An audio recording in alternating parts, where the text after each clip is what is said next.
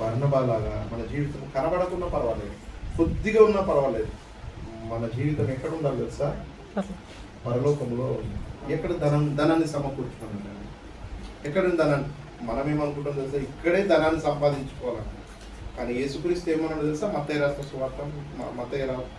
సువార్త, మీరు పరలోకమందు ధనమును కూర్చుకోనండి. ఎట్లా కూర్చుకుంటాం? పరలోకంలో ధనం ఎట్లా సంపాదించుకుంటామని పరలోకంలో?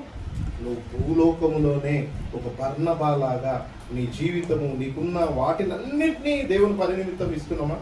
ఆలోచన.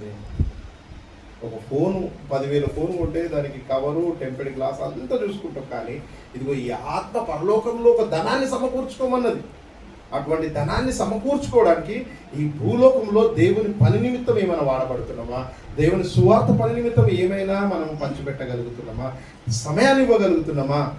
ఇదిగో నీ శక్తిని ఇవ్వగలుగుతున్నావా? నీకున్న వాటిలోనే ఒక సమయాన్ని ఇస్తున్నావా దేవుని సువార్త పని నిమిత్తం?